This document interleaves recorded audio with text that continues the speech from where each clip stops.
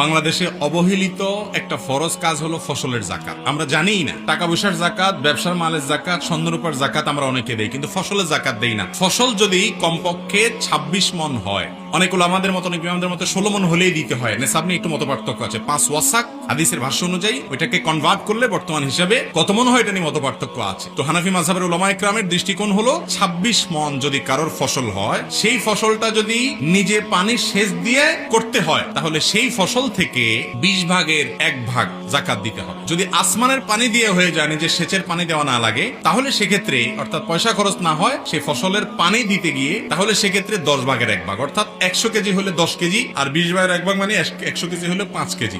এই পরিমাণ ফসলটা গরিবকে দিয়ে দিতে হবে, জাকাতের হকদার মানুষকে দান করে দিতে হবে। বাংলাদেশে যে পরিমাণ ফসল একটি বছরের স্বাভাবিক বছরে হয়, সেই ফসলের যদি ওসর দেওয়া হয় ঠিক মতো, অর্থাৎ এটার যে জাকাত, এটাকে ওসর বলা হয়, সেটা যদি দেওয়া হয় ফসলের জাকাত, তাহলে সেক্ষেত্রে ফিগারটা আমার এই মুহূর্তে মনে হচ্ছে সম্ভবত 5,000 কোটি টাকা মূল্যের ফসল দান করা হয়। খাদ্যের যে অভাব দরিদ্র মানুষের মধ্যে আছে, এটা দূর হয়ে যায়। তো যাই হোক, যাদের এই পরিমাণ ফসল হয়, যাদের কম হয় তাদের দিতে হবে না। এই পরিমাণ যাদের হয়, নেশাব পরিমাণ যাদের হয়, যতবার এই ফসল হবে, এই ফসল থেকে আপনি গরিবকে ওই পরিমাণ দান করে দিতে হবে। আমরা অনেকে হয়তো এমনি দান করি, কিন্তু জাকাত হিসাবে দান করি না, এটা বড় ভুল।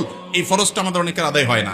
বিস্তারিত জানার জন্য ডক্টর আব্দুল্লাহ জাহাঙ্গীর রাহমাহুল্লাহর ওসর বাংলাদেশে ওসর ও জাকাত বইটা আপনারা কালেকশন করে নিতে পারেন। আর অনেক বই আছে এরকম, সেই বইগুলো নিতে পারেন। এগুলো অনেক দরকারি। এবং জাকাত, এই জাকাতটা আদায় না করলে আল্লাহর কাছে জবাবদিহি করা লাগবে। এটা অবহেলিত ফরজ, আমরা জানিই না বাংলাদেশের মানুষ। এটা নিয়ে আলোচনা পর্যালোচনা হওয়া দরকার।